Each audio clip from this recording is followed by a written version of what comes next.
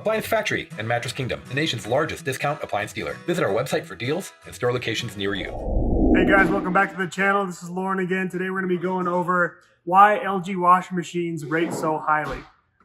This is our most entry-level washer that we have on the floor. This is the WM3500. Really popular machine, and every year it seems like on Consumer Reports, LG and Kenmore both kind of work together to make the same machine. They're both high up on Consumer Reports, and there's overall ratings across the board, not just Consumer Reports.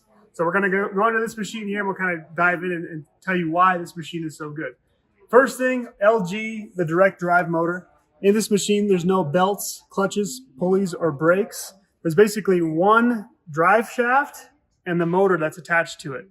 It uses basically magnets to make the motor or make the drum spin. It's able to spin up to 1100 RPMs on this particular model. And with that, there's no belts, clutches, pulleys, or brakes, like I said. It's just more efficient. These, I'm not sure if the shipping bolts are in there, but a lot of these models, let's see if this works. Sometimes I can spin it. I can hear the shipping pins in there, so that didn't work. But a lot of times that'll create its own electricity, enough for it to start up just because they have magnets inside there that create its own little energy field, I guess. I'm not a scientist, but I know it's really good technology.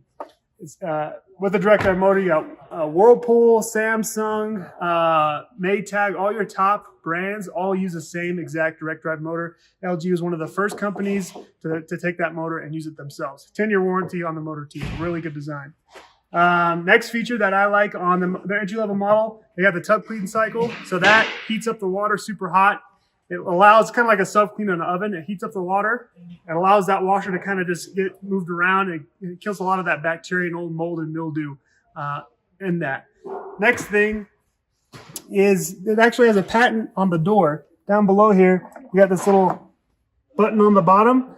Your early front loaders, you had a problem with smells. What this little guy does is when you're not having clothes in the washing machine, it allows that door to stay propped but not shut all the way. So you still get a little bit of resistance to where you have some air that can go in there and allow that drum to dry out when you're not using it. Next thing, I like that a lot of features on their entry-level models. Cold wash. Basically what that's going to do, it basically mimics a warm wash. Warm water washes better. With a cold wash, it just uses that direct drive motor and the drum to move things around rapidly and allows that water and detergent to penetrate the fabric.